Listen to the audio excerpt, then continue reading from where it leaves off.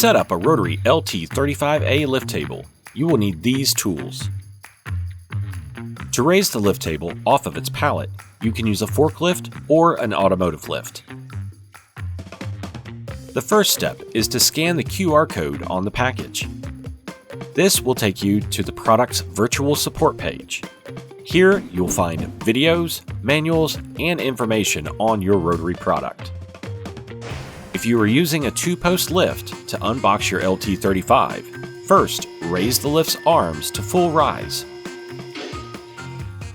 Then use the pallet jack to move the crate into position. Make sure to get as close as possible to the center of the lift. Next, cut the straps holding the crate top onto the pallet.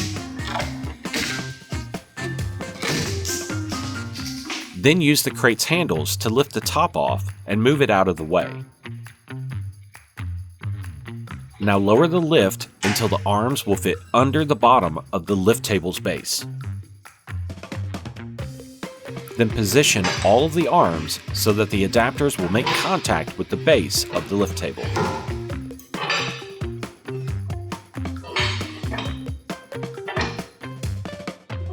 Next, cut the straps holding the lift table to the pallet.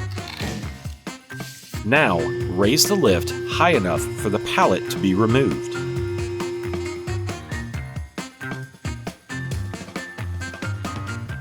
Then lower the lift table to the floor and move the arms out from under it.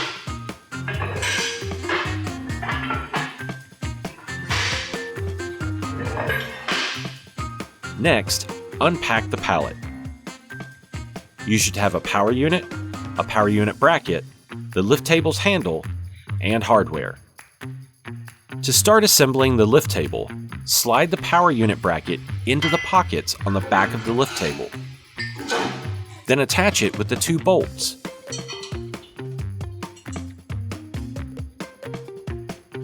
And use a 9/16 socket wrench to tighten them down. Now, we'll prep for the power unit install. First, flip the power unit on its side and remove the rubber feet on the bottom using a 5mm Allen wrench. Make sure to keep the bolts because these will be used to mount the power unit onto the lift table. Now, use a 6mm Allen wrench to remove the shipping plug from the rear of the power unit and replace it with the dipstick, tightening it by hand. Next, Teflon tape the pressure-compensated flow control valve. Then, on the front of the power unit, remove the shipping plug using an 8mm Allen wrench. Now, thread the flow control valve into the unit and tighten it with a 19mm wrench. Once tightened, add Teflon tape to the 1/4 NPT straight fitting and thread it into the flow control valve, tightening it with a 19mm wrench. Next, remove the plug from the rear of the power unit and install the 1/4 inch NPT 90-degree swivel fitting, tightening it with a 9/16 inch wrench.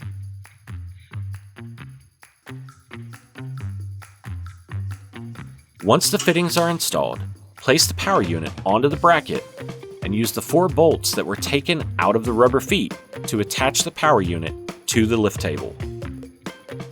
Now, use a 19mm wrench and a crescent wrench to remove the plug from the hydraulic hose assembly.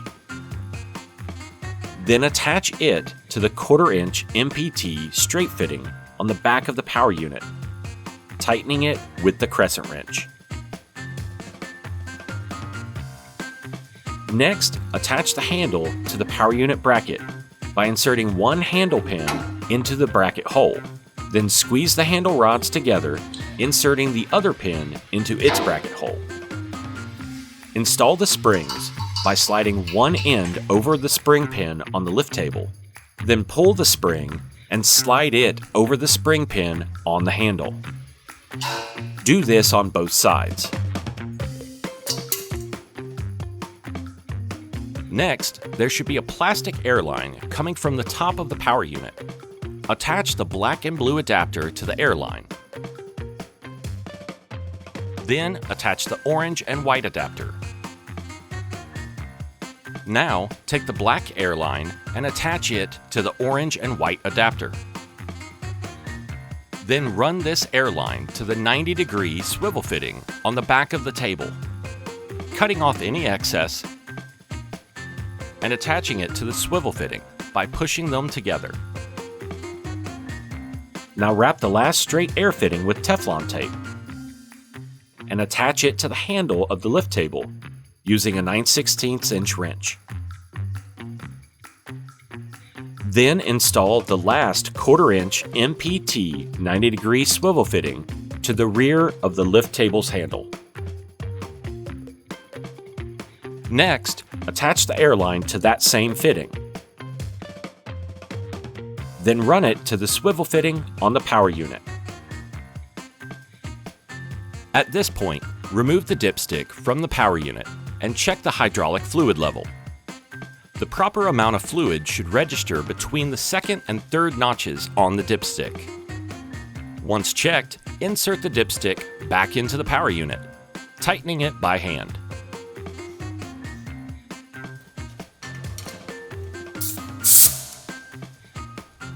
Next, raise the lift table to full rise.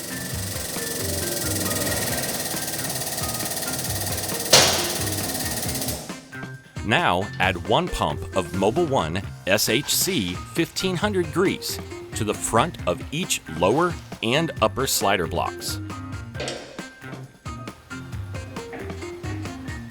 After the grease is added, cycle the lift table 2 to 3 times to bleed the self-bleeding cylinder. Once the lift has been cycled, it is now ready for use.